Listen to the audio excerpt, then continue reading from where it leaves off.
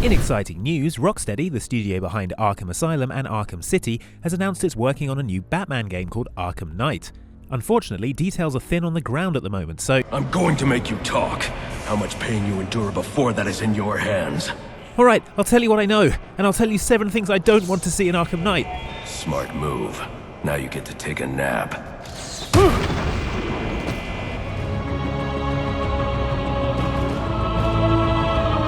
Well, that was a refreshing nap. Now, according to the game's reveal in Game Informer magazine, the Gotham of Arkham Knight, which is split into 3 islands, will be 5 times larger than the area we saw in Arkham City. An impressive stat, but bigger doesn't always mean better, right, Bane? Right.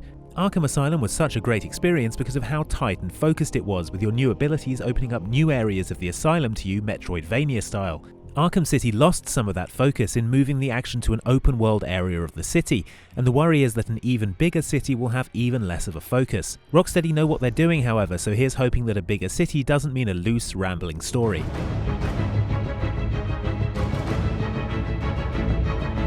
Another important addition in Arkham Knight is, coincidentally enough, one of the things I've wanted since I was a kid, a drivable Batmobile.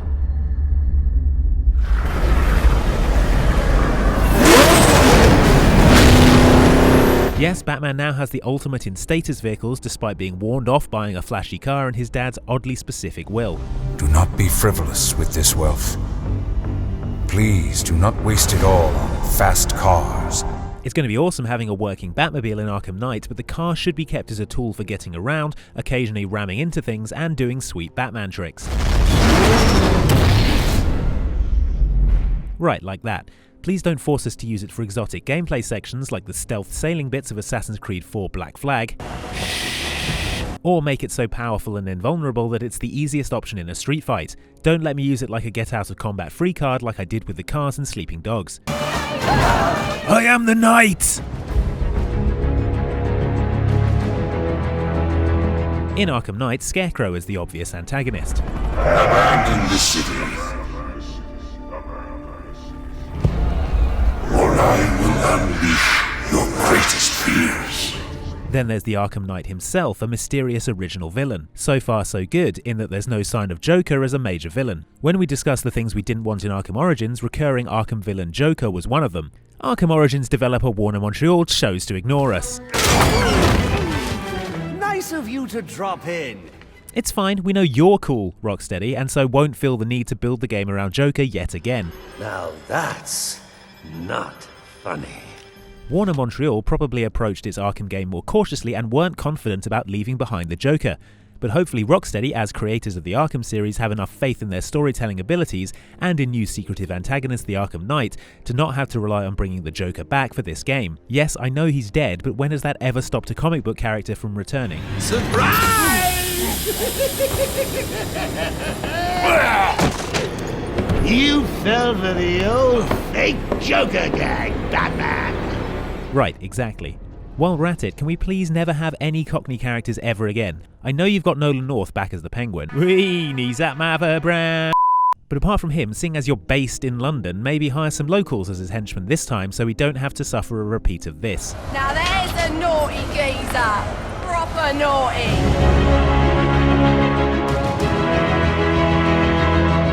It must be a temptation to build on Arkham's endlessly satisfying rhythmic combat, but there's no need, Rocksteady. You nailed it already way back when.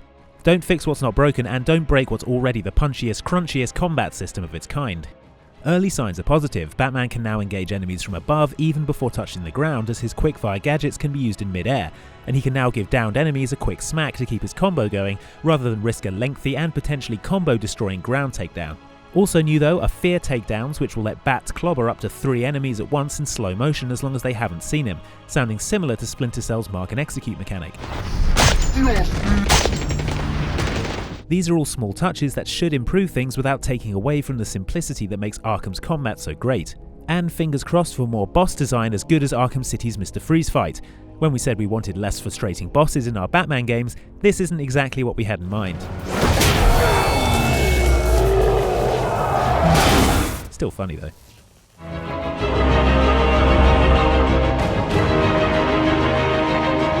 Right, bear with us here, talking about DLC before the game is even out, but games like the Arkham series lend themselves so well to a particular kind of downloadable content that it's a crying shame when all we get are endless challenge maps to extend our time with the game. I'm talking about new stories, new perspectives, different angles on the events you witness in the main campaign. Harley Quinn's Revenge was a good start, and Warner Montreal are doing interesting stuff with the Initiation and Cold Cold Heart story add-on packs, but I'm talking about something like Dead Rising 3 currently has going on with its Untold Stories series, or Grand Theft Auto 4's episodes from Liberty City. Maybe with less synchronized disco dancing. Anyway, if you are planning on doing DLC, Rocksteady, give us more to do in the world you've made and let us see the game from other viewpoints and the untold stories of Gotham City.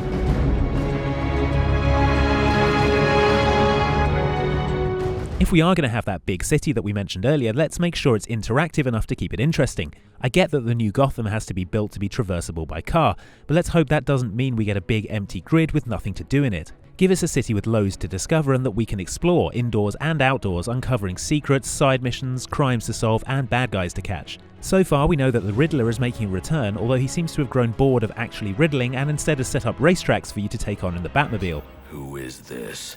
It's me, the racetrack maker.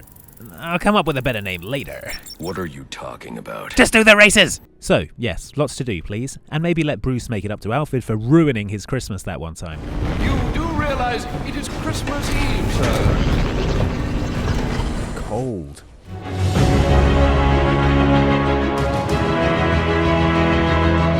Finally, this is Rocksteady's last Arkham game and the end of the story arc, so let's have some closure. We're not saying Batman has to die or anything, but it needs to be final and not some total open-ended bullshit. I'm looking at you, The Dark Knight Rises. So, those were the 7 things we don't want in Batman Arkham Knight. What are you hoping for from the game? Let us know in the comments, and like and subscribe for more on Arkham Knight as soon as we get it.